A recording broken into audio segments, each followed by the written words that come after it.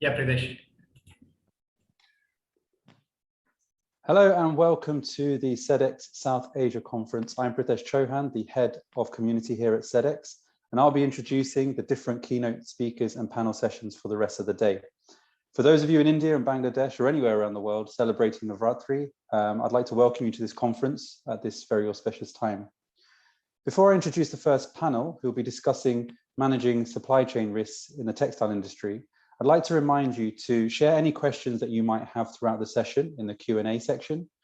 Remind you that you can visit the virtual booths at our exhibitor event stands on the exhibitor tab and start a conversation with them. You can also set up one-to-one meetings with our key event sponsors and other event attendees in the virtual lounge, ensuring that you can maximize the networking opportunities whilst attending today's conference. I'll remind you of these things throughout the day. So let's focus on the first panel. Over the last decade, the textile industry has received increased scrutiny over the fast fashion model due to the significant social and environmental risks associated with it. Companies' emphasis on high volumes of output results in the use of a vast number of natural resources and produces increasing volumes of waste pollution. Risks to workers are also intensified, including excessive overtime, low wages, unsafe working conditions, verbal and sexual harassment, and forced labor. Those businesses with a resilient and responsive supply chain will have a significant competitive advantage over the other businesses.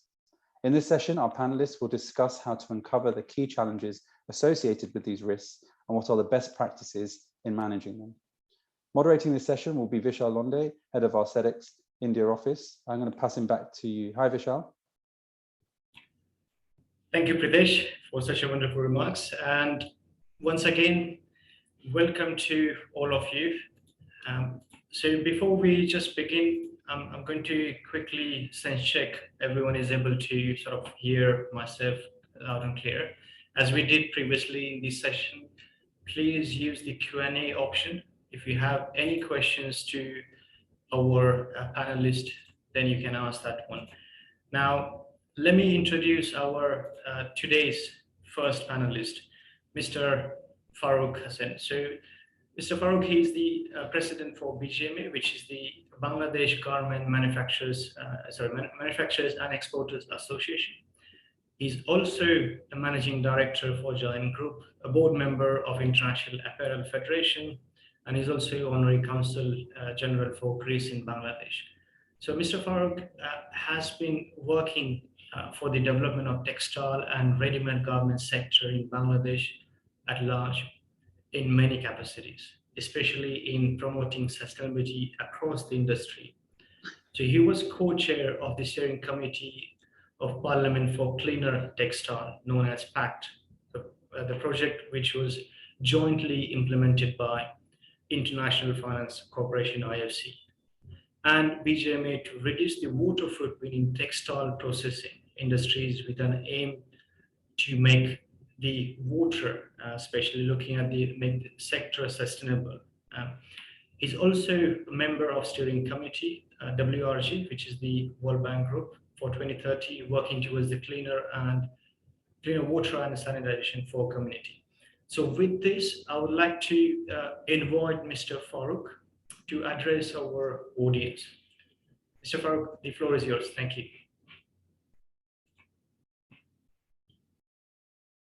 Hello, can you hear me? Yeah, loud and clear. Yeah. Thank you, Vishal.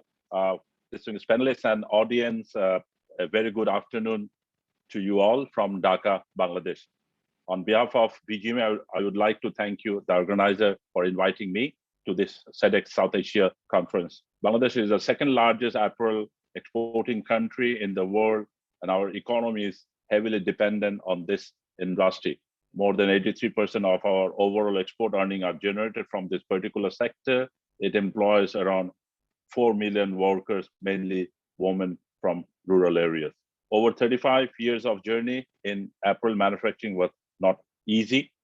We faced numerous challenges and addressed them quite successfully. We have made an unprecedented success in eliminating child labor from R&D industry in 1995, and rehabilitate them through Earn and Learn program. The tragic building collapse in 2013 was an unfortunate incident in our history, but we took it as our turning point. We, the entrepreneur, have committed ourselves to turn around and rebuild the industry to make it safer, risk-free, and sustainable for our workers and employees.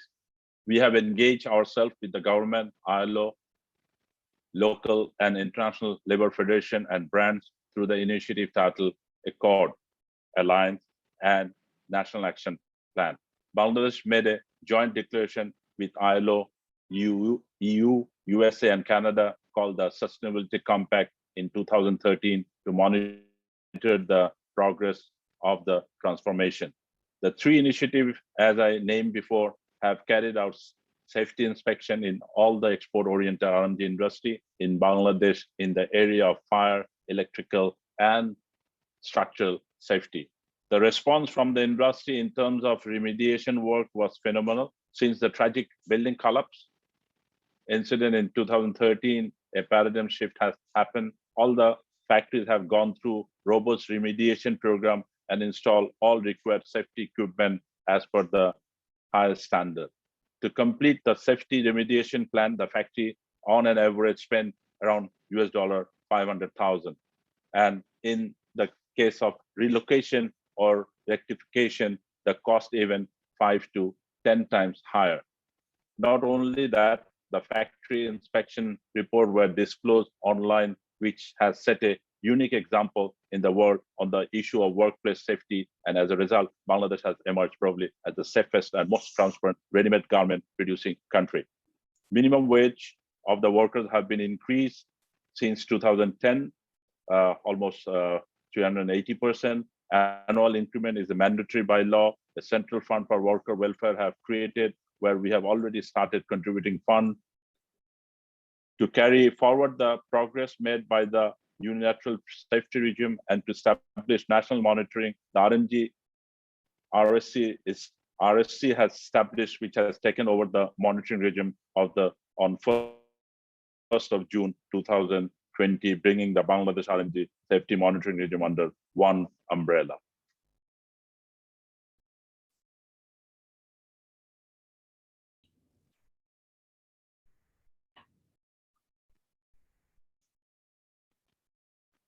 Perfect. We lost the audio, Mr. Hassan. Yep. Thank you. I will come up with any other question, or you can let me know any other question. Okay. No, that's absolutely fine. Thank you for providing those details to our audience now. Again, especially, I do have questions really on some of the aspects, but I'll hold up those questions for now. Sure. And to our participants, I would encourage to all of them to, if you do have questions to any of our panelists, even myself, please do add in the Q&A section. So we will look at those questions towards the end of this session. So we do have a Q&A towards the end of the session where we're going to take some of the questions. Now, with this, I would like to invite our second panelist for today, Mr. Hitesh Chopra. So Hitesh Chopra, he's the Vice President of Compliance and Sustainability at Lien Firm. He's an ethical sourcing program management professional backed by over 3 decades of enriched work experience, which started with production and quality management. So he's also responsible for implementation of Lien Firm's customer ethical sourcing programs and CDPAT standards across the vendors based out of Indian subcontinent, including countries Turkey, Guatemala, and Africa region. So if I can invite Mr. Chopra to address our audience. So you can unmute yourself, and I believe you do have slides. So our team will be sharing those slides. Over to you.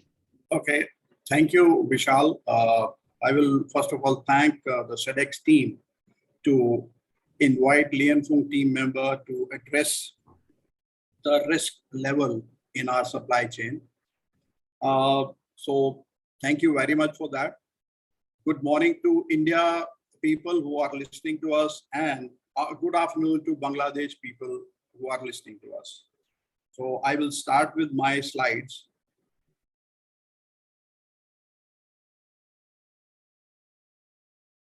Perfect. So your slide should be up now. All the participants should be able to see the slides. So we will be talking what is the key risk in our apparel manufacturing, supply chain across Southeast and East Asia. There are we as a Lianfeng has categorized, 6 areas where we feel there will be a risk, and after this pandemic, the risk has increased. First is forced labor. We need people, and because of this pandemic, the workers who have gone back to their native, they have not come back.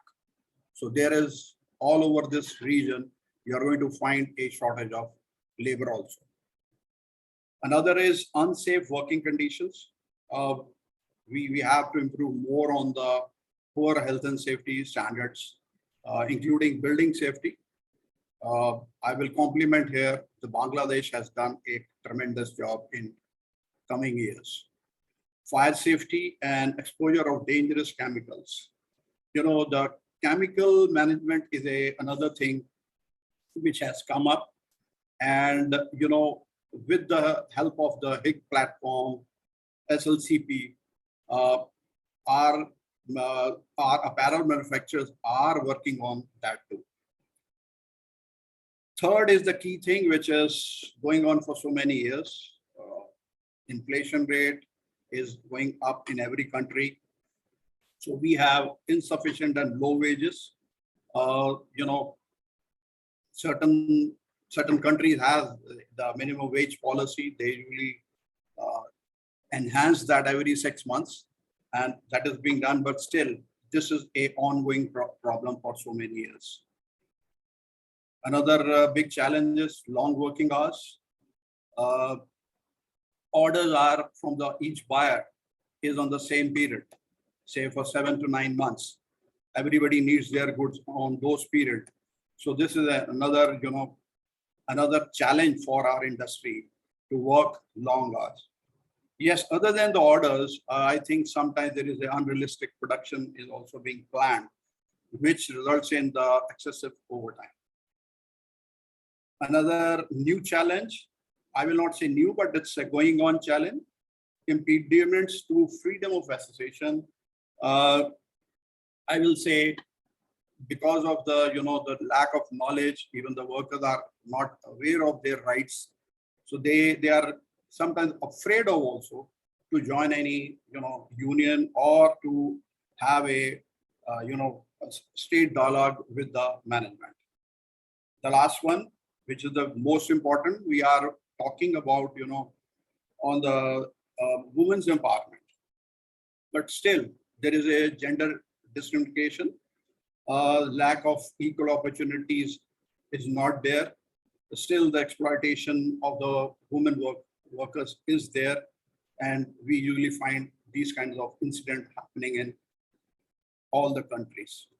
Next slide, please, Vishal. From us, the recommendation is that we should have a committed, responsible business practices by our suppliers, which means that anything related to compliance should come from the top.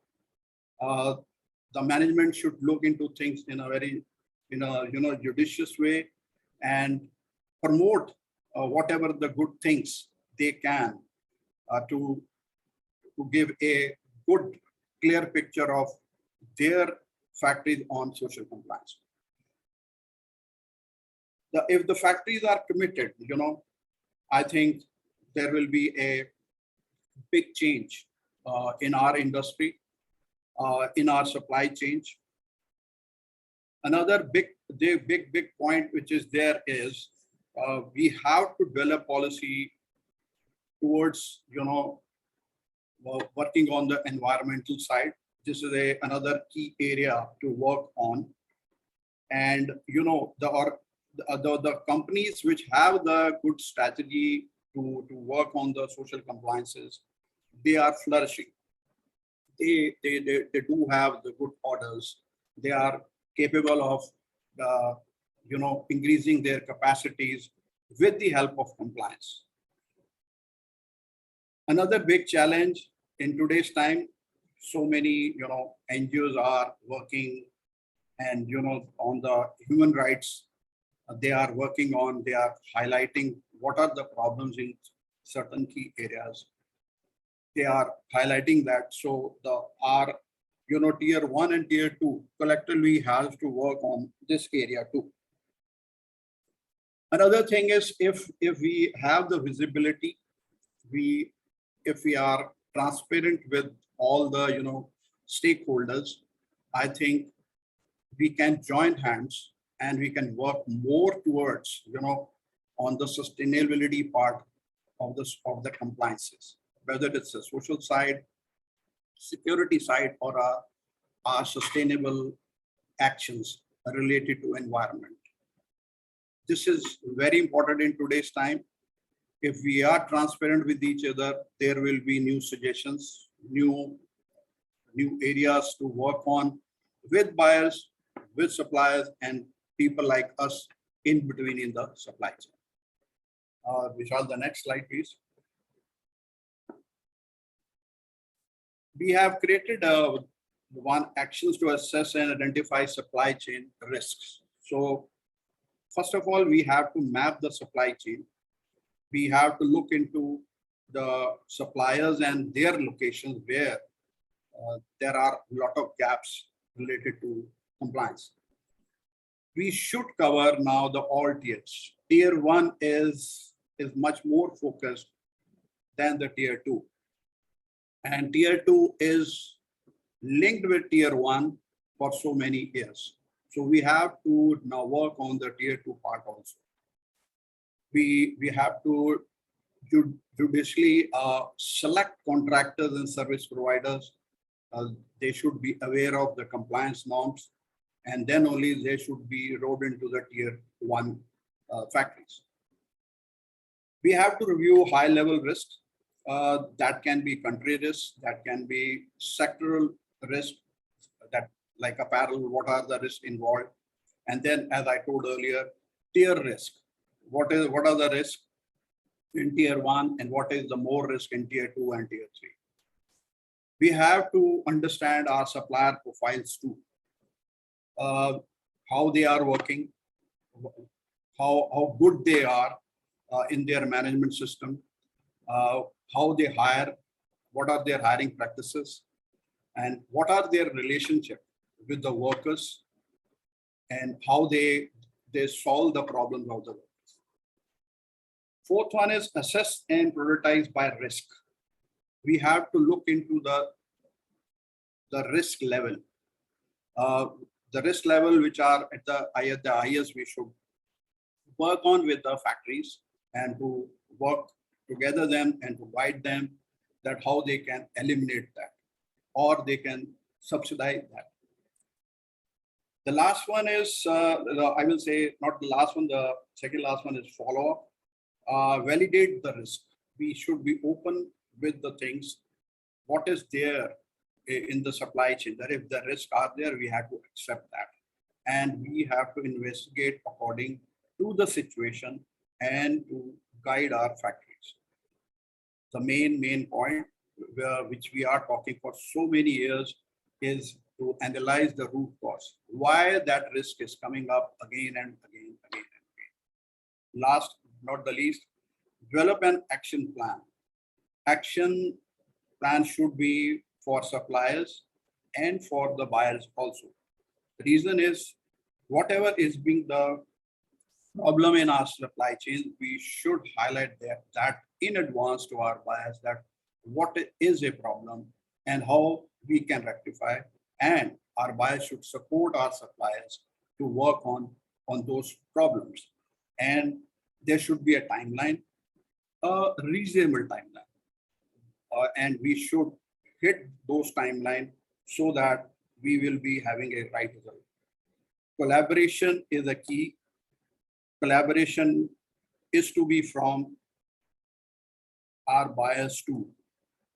If we want a good result in our supply chain, I think any kind of a support from buyers as well as company like us, which we are doing it, helping our factories is going to help. Thank you very much. Thank you, Mr. Hitesh. It is great to see those recommendations, really, in the actions for companies to see. I mean, I do have just trying to look at a lot of those actually options. So the key things I can see: transparency, being transparent with everyone to join the hands, and lastly, looking at that collaboration efforts. I mean, that's definitely the key. What we have seen sort of is really emerge, and we do have a dedicated session in our today's event as well to look at how companies have sort of looked at that collaboration and support efforts to build the resilience. So it's great you actually touched on those points. There are a couple of things I wanted to look at, but again, in terms of our sessions, we're gonna keep those reserved for the later on. Now, for the audience as well, please do send your questions through, and they will be looked at as well. Now, I would like to invite our last panelist, Mr. Srinivas Rao. So he's the Chief Compliance Officer at Shahi Exports. So he's experienced human resource business partner with demonstrated history of working in services and the manufacturing sector. So he reports to the board of directors and actually looking at driving their buyers' compliance, understanding the best practices in the domain, especially human resource, employee relations, and driving those agendas, especially the sustainability and strategic partnership, looking at the key stakeholders in a mind. So that's we want to hear actually more from Shahi's team, how they've been sort of ongoing with the journey, and especially understanding more on their concepts. So now, if I could ask Mr. Srinivas, so if you can address our audience, and for your slides, I believe so. Again, we will share those slides from our side. Yep. Hey, many So thanks. Thank you. Many thanks. I hope I'm audible. Yeah. Yeah, many thanks again. Let's address two very elementary things prior to traversing on the presentation as such. The first thing is, what constitutes the supply chain? That's one question I think which we need to answer, so that we have a clear segmentation of the areas where there is a high vulnerability of being permissive or being non-compliant. That's one domain which I would like to speak upon. And then we also need to understand the context in which the susceptibility or the element of risk has got enhanced in the given context of the pandemic. With these two introductions, I would prefer to go on to the slides as such. Point number one, typically in apparel manufacturing setup or the RMG sector or a textile and RMG sector, we have various segments which constitute the supply chain. And the first level of it is perhaps what we call as the cultivation or the harvesting risk or the process where from which the raw material is actually sourced. And what are the risks associated with that particular segment? Then you traverse to the next segment. How do you create fabrics, or rather, how do you operate your mills in making those raw materials and converting them into actual fabric? Then the next part of it would definitely involve what is called as the garmenting part of it, or the RMG part of it, where the sewing operations happen and lead to the finishing part of it. So from cut to pack, what is it that the risk that comes in? There's also a risk relating to transportation, which evidently means what Mr. Hitesh spoke about on the security part of it. We also have a thing of the retailers and then the end consumers. Essentially, what I'm talking about is the entire spectrum of the supply chain, which requires to be managed from all of us to ensure that at any given point of time, we are not vulnerable or susceptible to any of the compliances, both from a social perspective as well as an environmental perspective. Now, the second part of it, which I also wanted to talk about, is the context of the pandemic. Okay. Now, let's look at it from a business side of the pandemic. The business side of the pandemic is that close to 50 days of work were lost, at least in the Indian subcontinent in 2020. We lost close to 3 weeks, almost 21 to 24 days of man-days of production in the current year, 2021. We are still not very sure about how the virus is behaving. Okay, what could be the pitfalls associated with it? These two are very important factors for us to understand whether we need to look at compliance from this point of view. What's the kind of impact that will create on the both the supply chain ecosystem and the accountabilities of the buyers, of the suppliers, of various people in this value chain. Some introduction about my organization. May I have my slide, please? I represent a company by name Shahi Exports Private Limited. Okay, Shahi happens to be India's largest apparel manufacturer and exporter. Okay, we were founded in the year 1974 by a visionary entrepreneur by name is Sarla Ahuja. We manufacture close to 145 million garments per year. That roughly translates close to 500,000 garments a day. That's the scale in which we operate. Close to 1,15,000 full-time employees or associates who are working with us. 70 to 75% of them are female, as is there in the industry. We have more than 50 factories spread over 7 states. We're also looking at a global footprint where we'll be going to Bangladesh. We'll be looking at setting up a mill in Kenya as well. We have 3 processing mills, one in Ghaziabad and one in the state of Karnataka in Shivamogga. We have almost 80 plus fabric that is produced in-house. We also have a solar plant that powers and meets our energy requirements close to 70 to 80% of our energy requirements. That's the way we are configured. The reason why I was talking about scale, or rather giving an insight into it, along with this scale comes a heavy amount of accountability and responsibility for making sure that we are into the responsible sourcing domain. Okay. Now, when we look at what all the plausible risks that come with these kind of issues, we need to understand the big picture in terms of what India is all about. In India, the garment or the textile industry is the second largest employment generator. Now, if you will be asking me what is the first, it is agriculture. Primarily an agrarian country. So that's the kind of numbers that we operate. One of the key things about this sector is that let's look at the state from which I'm operating and I'm speaking. This state, the state of Karnataka in India, has close to 10 lakh families dependent on this sector, the RMG and the textile sector. One very good thing about the sector is that it gets a great business spin-off. You invest about 10 million INR, you create 70 jobs on a sustainable basis. It's about empowering women in the hinterland.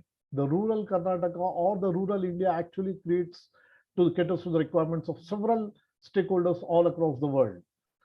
We also have creating not only employment opportunities for several stakeholders, but also we ensure that such an employment is given at their home. Now, associated risks and challenges is something which I would want to speak about, which is contained in the next slide. Now, the risk of the pandemic. I will also, while I've been speaking a lot of micro level thing, let's look at what happens at a micro level as well. Health and safety issues. While globally this constitutes almost 50 to 55% of the non-compliances, one of the key things to be understood is how does a pandemic called COVID-19 impacted? I'll come to a very microscopic example. We have an issue of this pandemic. We also have scientific data to believe that the more a person gets physically exposed to exterior world, the more is vulnerable to the transmissibility of this virus. Therefore, we needed to evolve and innovate new and sustainable solutions in this given context. When I talk about the innovation, let me come to a very specific requirement under Indian laws. Indian laws mandate that a worker cannot work more than 9 hours a day. Okay. Now, that being said, if I were to look at the weekly working hours of 48 hours, one of the most rational and scientific things that could be done is this: truncate this 48 hours into 5-day working week so that 2 days the workers are kept out of the factories, which means evidently the spin-off is that you are looking at a situation where 1 lakh people are not coming out of their homes on a given day for at least 2 days in a week, which reduces or mitigates the impact of the transmissibility of the virus. Now, once this is done, let us look at the business side of it. I hope I'm clear when I say that in one sentence, what I'm trying to say is that whether this 48 hours of working hours can be truncated to make it fit into a 5-day working model, which actually translates to 9.36 hours of work. Now, this is impermissible under Indian laws. If permitted for those 0.36 hours or rather 36 minutes per day, the buyer or the supplier expects that a overtime payment has to be made. Now, the question is, are we able to trade off these two related things? Essentially, what I'm trying to drive at is the advocacy part of it. While the advocacy of a typical business enterprise or a supplier would be that this is the most reasonable thing to do, that you truncate the work week, but then you are not able to do it primarily because the law does not permit you to do it. Now, how do we react to this situation? There is another element of advocacy. Let's look at it from a worker's point of view, or rather a union's point of view. A union would definitely say that this is not in conformity with the law. A buyer would also say that it is not in conformity with the law. How do you create a win-win situation by collaborating what Mr. Hitesh has said? Contextually speaking, this can be treated as a health and safety issue or a risk. But then if you look at the overall big picture, you are actually mitigating the risk. Now, in a given situation, the risk in this ecosystem is that because of the pandemic and because of the loss of, say, about 75 mandates in the current year, 2020 and 2021, there is a pressure on deliverable. There's a pressure on shipments. There are container shortages. There are several issues associated with that. Resultantly, today, the focus becomes on deliverable and the numbers. So if the shipments are there, today we are constrained to see a situation where the possibility of health and safety issues such as blocked aisle spaces, fading aisle spaces, access to fire extinguishers being blocked, cartons lying down, work in progress lying all over, PP is not being used. All this permissive environment is generated because there is a deliverable. There is a customer that is waiting. But then, yes, it's a question of how do you do it. The second part of it is the working hours. And when you look at the working hours of it, like I said, that how do you make up for those 75 to 80 days of lost man hours, primarily attributable to the imposed lockdown? The view that was garnered, the view that converged was that there is a necessity to close down the factories. And these were governance-related decisions, not institution or business-led decisions, to diminish the impact of the COVID-19.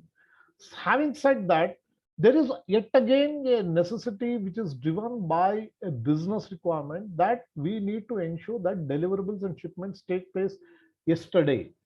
Now, when I say yesterday, I am having a deliverable which is going to be pushed where there is availability of manpower resources, where the productivity element of it happens. And then, yes, we are associating or coming into yet another areas of big time risk that happens. Now, the law of the land, or rather the processes in which the administration actually deals with these things, have not kept pace with the required things. So therefore, there are issues which again require to be dealt with. We also have a situation where there could be conflicts between various stakeholders leading to several kind of litigations, and those litigations may be relating to wages and compensation. And these litigations actually lead to a situation which vitiates the working environment. Therefore, the need for us to unlock is the potential of collaboration, the potential of understanding that the pandemic is unprecedented, the supply chain risks are getting exposed to a higher level of permissiveness, and we need to mitigate it. While the employers or the suppliers believe that job losses need to be diminished, there's a need to increase working hours, or rather change the working hours in a manner which is well within the acceptable norms of International Labour Organization, but make it more flexible, which creates a win-win situation, at least in the short run, if not in the long run. The various challenges associated with the migrant workers, the various kind of issues that come in are the matters for serious issues. But yes, If we look at compliance and diminishing supply chain risk as a governance issue and not a issue relating to primarily tackling a situation which has emerged beyond the control of any of the stakeholders, we are in a different game altogether. There's a continuous awareness that requires to be done. You need to build policies. For instance, in this organization which I represent, I have a very neutral role. Leaving aside my title, I report to the board of directors and have nothing to do with the business. Primarily because we believe that we have migrated from compliance to governance. There's a need to make this an agenda for the board of directors and build capacity and policy and procedures that, come what may, the supply chain risk would be definitely mitigated. Continuous monitoring, thanks to BIOS auditors, thanks to the statutory requirements of law, drives performance, leads to a better kind of a workplace, and ensures that they are empowered. We have a digital tool called Inache, which facilitates a direct interface between the worker and the top management, which also leads to a situation where we can definitely have an ongoing channel of communication with the workers. We can create enough awareness. We can create a fair and a respectful workplace. We ensure that all the suppliers come out of this pandemic and ensure that the supply chain's risks are mitigated to the extent that where all of us are winners. We believe honestly that it is governance that drives business, and all the stakeholders need to partner in this endeavor. Many thanks for this opportunity. I am receptive to any kind of questions that may arise.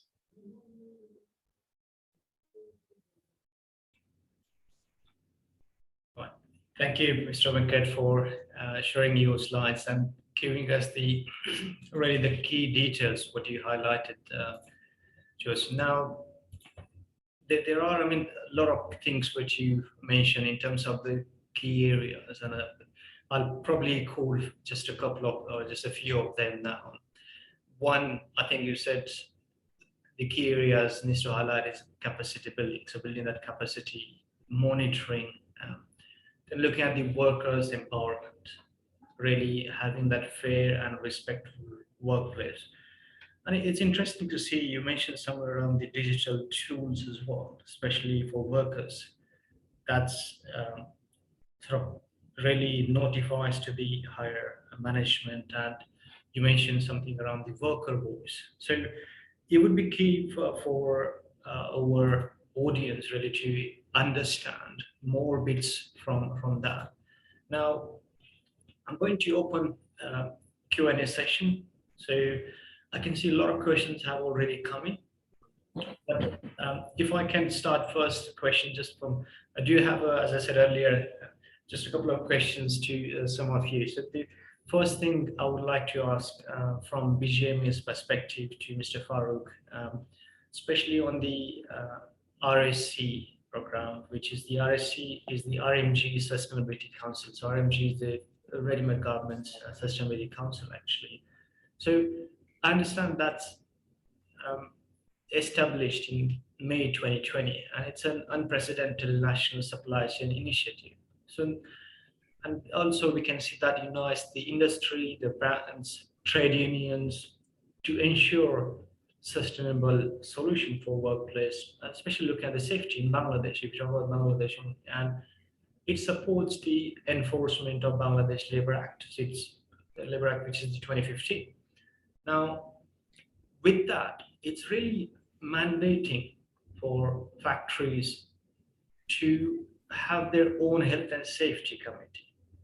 And again, this is sort of the mandate which really needs to have representation from both workers and the management. So I would be keen, especially for audience as well, to if you could share some of those stats, how that program has sort of continued, sort of the efforts you have put in there, which our audience can hear more actually on. So Mr. Farooq, the floor is yours in terms of. Yep. Thank you, Vishal. First of all, you know that this RSC have been formed, and there's a 18 board of directors, and there is a representation from trade union, international trade union, and local trade union. 6 board of directors represented from trade union, 6 represented from brand and buyer, and 6 from the industry. So this 18 board of directors there, but this is a completely independent organization that run this RSC. Besides, the board of directors just attend on the board meeting, but everything is handled by the this RSC organization. And this RSC actually accord have, when they have done the completion of their work, and the whole accord operation is handed over to RSC. So this is they have all the expertise, and I'm sure. Let me tell you about again that RSC have done all the brand. There's a 226 brand have joined in this RSC, and each and every factory are audited, and their report are online. So this is continuously doing, and we believe that this is a continuous process. And right now, we understand that this is working smoothly, and we want to make more strengthened of RSC. Besides that, you know that BGME have has a own operation, and BGME have the monitor for all this work to do the inspection on the factories. And we, as per our law right now, we have a mandatory safety committee, and we have a participation committee. So that participation committee is elected from the workers. They elect by themselves, and also this safety committee is also elected by the workers, and they represent from the worker side.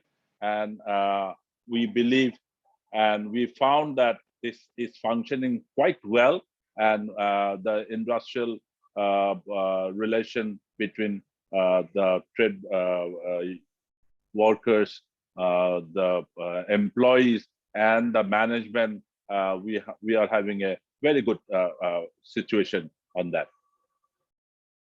Perfect. Thank you so much for providing the details actually to our audience as well. Now, that's especially coming from the BGMA side. So if I turn maybe the next question to from the brand's perspective to Mr. Hitesh, really looking at, because I can see some of the comments already coming in from our participants, really looking at that compliance is an extra burden. And when we really talk about that, that's something at Sedex, we every now and then we actually get the questions asked from our member companies as well.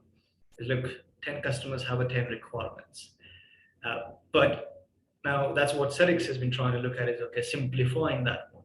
Now, when you visit, example, Mr. Hitesh from Lian Feng side, so when you visit the factories, from your experience, what advice would you give to those companies or suppliers, those who are trying to meet the customer requirements, rather than seeing that as a burden? So is there a kind of the your best practices you could share? Vishal, it's a very tricky and direct question you are asking me from our audience, but I love this question.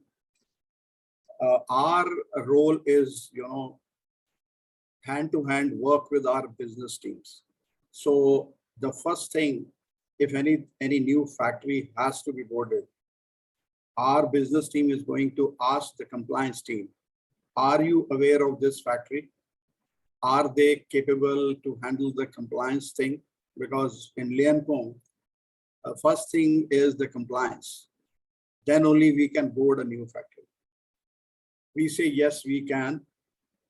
And that factory might be working for, say, 2-3 customers. And all these 3 customers do have a different COC. Now, here is Lianfeng role starts.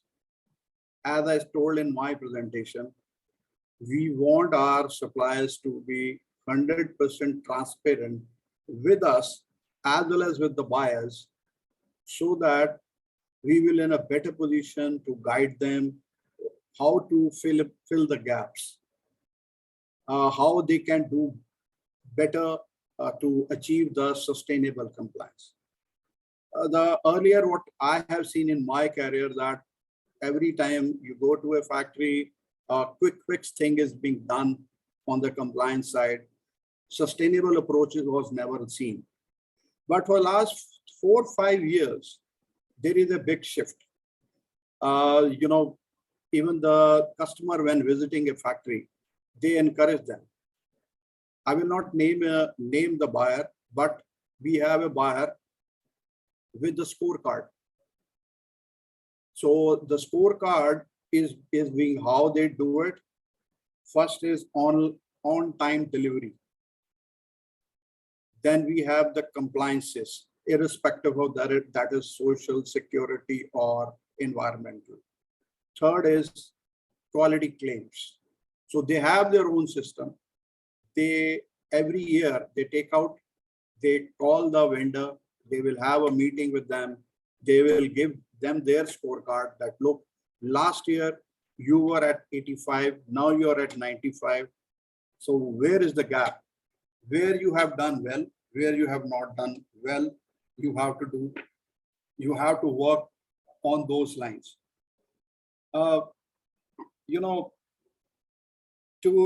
We usually encourage our buyers that go with the factories with whom we are really associated for so many years. We always encourage them to go. Yes, it's a very tricky world. Price is always a big challenge. Price will always be a big challenge. To get certain things organized, I think we have to spend money. The factories has to spend money. If we are looking into the workers' safety, I think then only we can produce well and we can ship out on time. So cost will be there. We cannot eliminate the compliance cost. That has to be there. Thank you. Thank you, Mr. Hitesh, and giving us really those key viewpoints. And I do agree on some of those elements really, where the pressure always goes on the cost. Now, turning that cost actually, and there are a couple of questions on the same coming from the audience side, compliance. So I'll turn to Mr. Srinivas for your side, because you mentioned in your presentation earlier for the compliance, so giving that really focus on the compliance side. So maybe the direct question, does really compliance drive business, and how? So if you could share from the best practices from your perspective, which can be shared with the audience, because there are a couple of questions coming in from the people. As Mr. Hitesh said, the cost element is there, but people are looking at more understanding from, okay, you as a business, you have done successfully, how did you achieve it, and can you share those so looking at that compliance perspective, does it really help companies, and how does it help to you, Shahi? Yeah, good. Thanks, Vishal. See, one of the key things appears to be like this. I'll paraphrase your query something like this. Does compliance drive business, or does business drive compliance?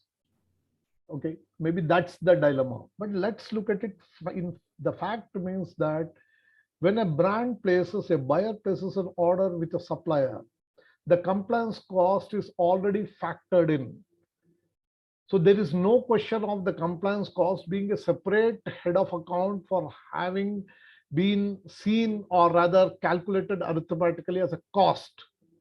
I believe that compliance, if it has to be elevated to the level of governance, compliance is not a cost, it's an investment.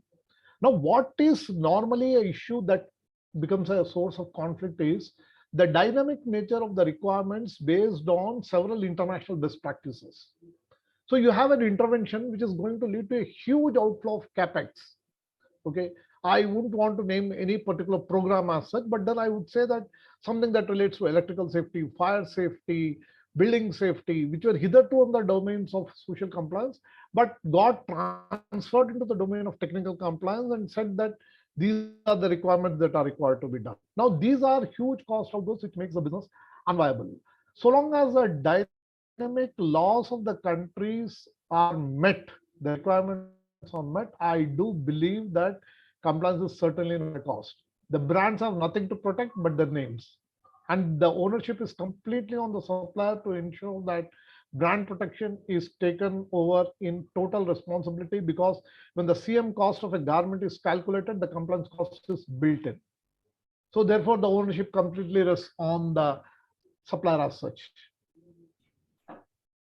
Okay, thank you, Mr. Srinivas. So we only have 10 minutes left for the time. So my next few questions, I would ask you maybe a concise answer. So there are a lot of questions we have, but I'll take a selective some of the questions. So the next, actually, I'll turn back to Mr. Farooq on the BGM's perspective. So we understand, together with the major trade unions in Bangladesh, BGMA has formulated its own code of conduct, which you briefly mentioned earlier, and that really to centrally monitor the labor conditions. And that actually established the committees as well, the safety committee, the health and safety committee, they need to look at. Now, when we are talking really additional things, the key things, what would be interesting for us to hear, because not necessarily seeing this as a burden for companies, but year on year, have you seen the changes to these actual initiatives, and what are those changes, if you could share with our audience? Thank you again. You know that Bangladesh government has formulated a unified checklist in cooperation with the ILO, buyers, trade unions, BGME and BKMA. BGMA has also had a monitoring team to check this checklist. Actually, it is not a burden upon the supplier, rather it also helps to address the buyer's audit. Yes, of course, there are a lot of changes in management has addressed the improved labor working condition, formation of safety committee increased day by day so that management able to handle workers' grievances, workplace safety and health issues, awareness on COVID-19 also increase. Also, BGME has a unified format to address compliance issues. BGME monitors are working with this checklist, and the compliance findings are the working condition, the child labor issues, safety committee, participation committee, trade union, fire and electrical safety. The government of Bangladesh formed the Tripartite Constitutional Committee, TCC, consultative committee to address the labor and workforce related issue in RMG with the participation of government, trade union and RMG owners. Besides, Bangladesh government has upgraded the Department of Inspection of Factories Act, which we all know as a DIFE, for ensuring further inspection, as we believe that capacity building is an important part to develop the culture of safety, particularly by engaging the workers. We have entered in collaborative arrangement with a number of development partners and the government to train workers and meet management officials on occupational safety and health. And so on social dialogue, we conducted training program on Bangladesh labor law and industrial relation for both factory management and workers. With the ILO, we completed a training project on promoting social dialogue and industrial relation in Bangladesh RMG sector. A training program on effective workforce cooperation and essential of occupational safety and health was conducted by BGMA and other associations with support of ILO, ITC to create a culture of OSH in the factory level. BGMA is continuously providing training on fire safety, safe evacuation, and first aid to its members' factory. We have also first transferred our manufacturing as responsible undertaking. Our progress have been recognized internationally as well. A recent survey report unveiled by Hong Kong-based supply chain compliance solution provider CUMA ranked Bangladesh second in ethical manufacturing with a score of 7.7, only behind Taiwan.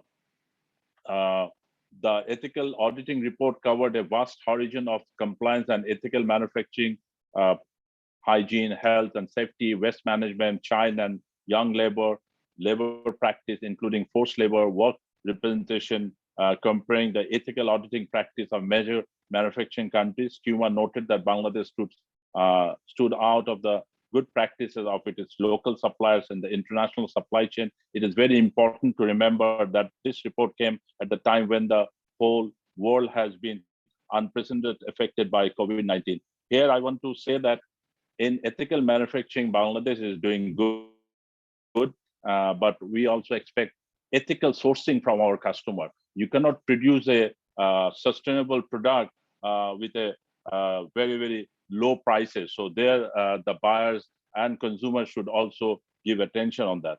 Today, our clothing factories are not only safer, but also have become more dynamic, modern, energy efficient, and environment friendly. Bangladesh has so far the highest number of green factories in the world. US Green Building Council, USGBC certified total 149 Bangladeshi factories as the leadership of energy and environmental design. Among them, 44 are LEED Platinum rated. 40 out of top 100 garment factories are in the world are in Bangladesh. Moreover, 500 more factories are in the pipeline for certification. BGMA joined the UN Fashion Industry Charter with an ambition to reduce GHG emission by 30% till 2030. I also want to proudly share with you that BGMA has been recently awarded with USGBC Leadership Award 2021, which is far by the first of its kind for any association in Bangladesh. We have been able to create a positive momentum, but we are not complacent about it, and we want to carry it forward. And there are a lot of things we should need to do together. Thank you.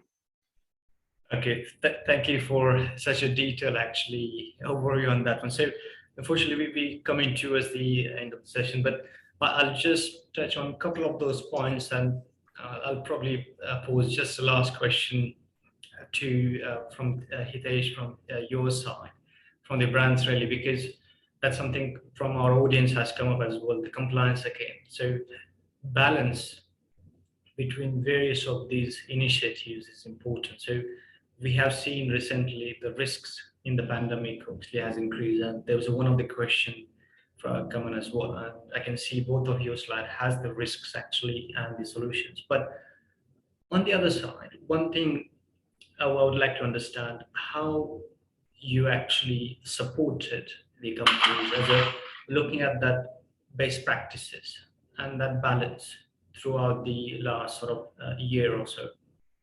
So if you want to just quickly or just briefly touch upon that one. And if I can ask you to unmute. Yeah. The thing is, we are not a spy company in a compliance. We are a business partner of all our suppliers. That is the reason I am again and again talking about the transparency. Things has changed in a 1.5 year. Things are really changed. There is a lot of pressure, as Venkat said, on a lot of things. First is the production, then labor is in shortage. When we go to a factory, we always ask them what are their problems. If they are open to us, we are in a better position to guide them how to go about to rectify those gaps.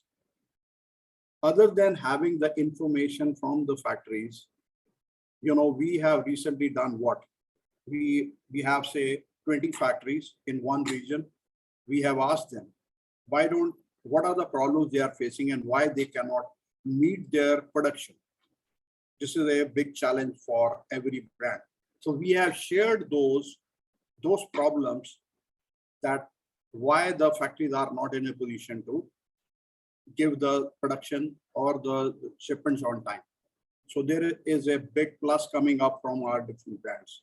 They said, if our core suppliers can offer us the subcons, but that subcons is to be monitored by Lianfeng to give a proper picture that the goods which is being made in subcon can be, all the units are compliant. We know that there will be some difference between subcon and the core factories. So we have built those subcons and with the help of our core factories. So how we are balancing the things for our core suppliers is a key. And as I told you, we are business partners for our suppliers, and we have to look into all the compliance norms of our buyers. So we are working in that way. So there is a win-win situation for buyer, supplier, as well as for Liam. I hope I have answered the question. Thank you, Mr. Hitesh. So it's great to hear all of your views, obviously from different industry, different actually brands as well. When we're looking at, we have run out of the time. I would like to thank you, all of you, just before I hand over to our host, just for your really time and the audience as well. So Pritesh, I'll hand over to you. Thank you. Thank you, Vishal, and thank you to all the panelists for sharing your perspectives on this very important topic. Your collective experience and shared views and guidance, I'm sure, will be very helpful for our attendees today. So thank you very much. If you would like to continue the discussion with any of the speakers, you can do by connecting with them in the virtual lounge. Up next, we have our second panel, which we're going to go straight into, but you will need to join the session that should be on your right-hand side, and if not, you'll be able to find it in the agenda. So we will see you in that session very shortly. Thank you. Thank you very much. Thank you. Thanks. Thank you very much. Thank you. Mr. Bye-bye. Hassan. Thank you, Hitesh. Bye. Thank you, Mr. Pranesh. Thank you all. Thank you all. Thank you. Bye-bye. Thank you, Hitesh. Thank you. Thank you. Thank you, Varun. Mr. Rao. Thank you. Thank you, Pritesh. Bye-bye. Thank you, Bye-bye. Mr. Hassan. Thank you.